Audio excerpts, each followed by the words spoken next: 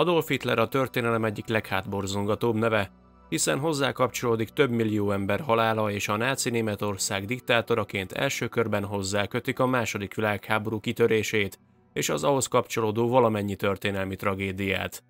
Ebben a videóban most megismerhetitek az ő fiatalkorát. Tartsatok velem!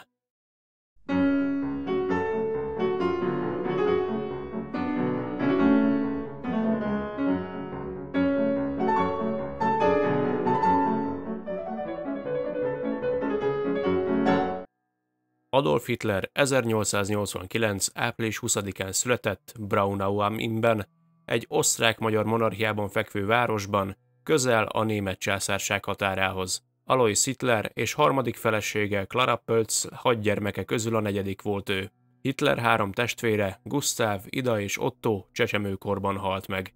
A háztartásban éltek Alois második házasságából származó gyermekei is, ifjabb Alois és Angela. 1892-ben a család Passauba, a német császárságba költözött, miután Aloist előléptették a passaui vámigazgatásba. Hitler akkoriban 3 éves volt. Aloist 1893. április 1-én előléptették és Linzbe, Ausztriába helyezték át, de a család többi tagja Passauban maradt. Így Hitler az osztrák-német helyett a jellegzetes alsó-bajorországi dialektus sajátította el, amely egész életében meghatározta a beszédét. A család később visszatért Ausztriába, és 1894. május 9-én Leondingban telepedtek le. Majd 1895. júniusában Alois Hafeldbe, Lambach közelébe vonult nyugdíjba, ahol földműveléssel és méhészkedéssel foglalkozott. Hitler a közeli Fischlhamban található Volksschuléba járt. A Hafeldbe költözés ugyanakkor egybeesett az apa-fia közötti heves konfliktusok kezdetével, amelyeket Hitler engedetlensége és az iskolai rossz magatartása okozott. Alois megpróbálta fiát engedelmességre kényszeríteni, míg Adolf mindent megtett, hogy apja akaratának az ellenkezője legyen ő. Alois ezért verte is a fiát, bár anyja megpróbálta megvédeni a rendszeres verésektől. Alois Hitler hafeldi gazdálkodási erőfeszítései sikertelenek voltak, és 1897-ben a család Lambachba költözött. A 8 éves Hitler énekleckéket vett, énekelt a templomi kórusban, sőt még a papi pályát is fontolóra vette. 1898-ban a család végleg visszatért Leondingba. Hitlert mélyen megviselte öccse Edmund 1900-ban kanyaróban bekövetkezett halála. Egy magabiztos, nyitott és lelkiismeretes diákból egy mogorva, távolságtartó fiúvá változott, aki gyakran összetűzésbe került az apjával és a tanáraival. Testvére Paula felidézte visszaemlékezésében, hogy Adolf egy 10 éves zsarnok volt, aki gyakran ütötte őt és a többi testvérét. Alois sikeres karriert futott be a vámhivatalban, és azt szerette volna, ha a fia a nyomdokaiba lép. Hitler később kortársaival megosztotta emlékeit azzal kapcsolatban, amikor apja elvitte őt egy vámhivatalba, és úgy ábrázolta ezt az eseményt, mint amely könyörtelen ellentétet szült apa és fia között, akik mindketten erős akaratúak voltak. Figyelmen kívül hagyva fia középiskolai terveit és a művészi pályára való vágyát, Alois 1900. szeptemberében a Linzi Reálschuléba küldte Hitlert. Adolf fellázadt ez ellen a döntés ellen, és szándékosan rosszul teljesített az iskolában, abban a reményben, hogy amint apja látja, milyen kevés eredményt ér el a szakiskolában, talán hagyni fogja, hogy az álmának élhessen. Sok osztrák-némethez hasonlóan Hitler is fiatal korától kezdve német nacionalista eszméket kezdett vallani ebben az időszakban.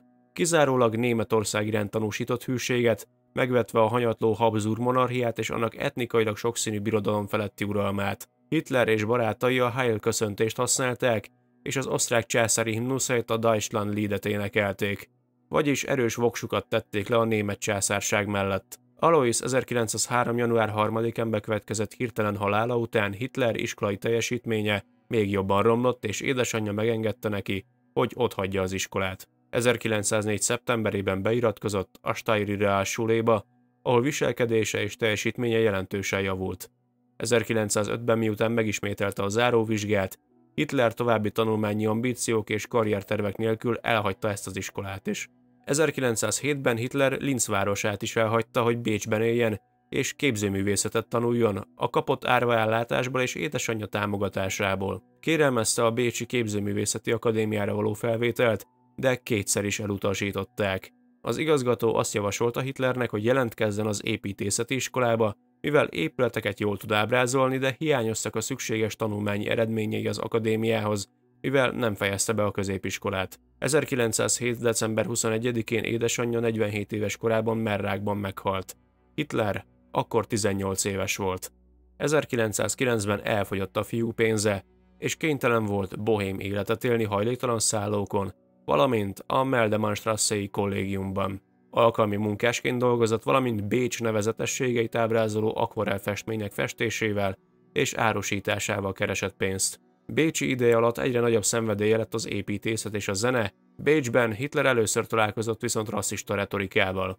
Az olyan populisták, mint Karl Lueger polgármester kihasználták a városban uralkodó antiszemita hangulatot, és időnként német nacionalista eszméket is hangoztatott politikai haszonszerzés céljából. A német nacionalizmus még elterjedtebb volt a Mariahilf kerületben, ahol Hitler akkoriban lakott. Georg Ritter von Schönerer jelentős hatással volt Hitlerre, és Luther Mártonnak a német nyelv használatával kapcsolatos törekvéseit egyenesen csodálni kezdte. Schönerer azt állította, hogy minden német etnikai csoportot egyetlen országba kell egyesíteni. Ellenezte a több nemzetiségi osztrák-magyar monarchia létezését. Schönerer a faji antiszemitizmust is népszerűsítette, ami az ifjú Hitler gondolatvilágának is az alapköve lett.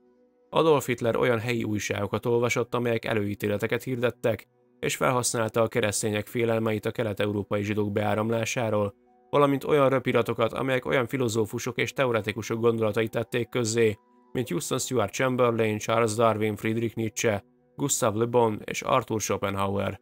Bécsi élete során Hitler többször is heves, szláv ellenes érzéseknek is teret engedett. Antiszemitizmusának eredete és fejlődése továbbra is vitatárgya a történészek körében. Barátja August Kübczek azt állította, hogy Hitler megerősített antiszemita volt, mielőtt elhagyta Linzet. Míg Hitler a Mein Kampfban azt állítja, hogy először Bécsben vált antiszemitává, Reinhold Hannis, aki segített neki festményei eladásában, nem értett ezzel egyet. Hitlernek ugyanis Bécsben élve volt kapcsolata a zsidókkal. A történészek többsége így abban egyetért, hogy a későbbi Führer nyílt antiszemitizmusa csak az első világháború után válik egyértelművé.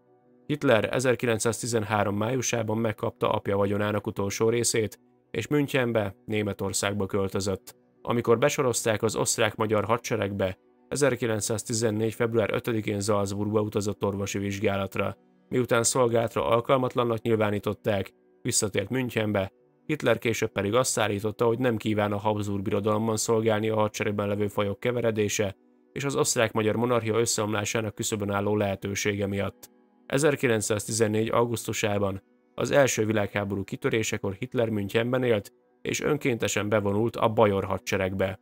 A bajor hatóságok 1924-es jelentése szerint Hitler szolgálatba bocsátása valószínűleg adminisztratív hiba volt, mivel osztrák állampolgárként vissza kellett volna őt küldeni Ausztriába. Nos, ennyi lett volna ez a kis videó. Hogyha tetszett, akkor kérlek lájkoljátok, és ha még nem tettétek, iratkozzatok fel a csatornára, kövessetek minden közösségi oldalon, Facebookon, Instagramon, TikTokon, és ha szeretnétek támogatni, akkor azt a YouTube csatornatagsági felületén keresztül, illetve szuper köszönet formájában is megtehetitek. Legközelebb pedig találkozunk. Sziasztok!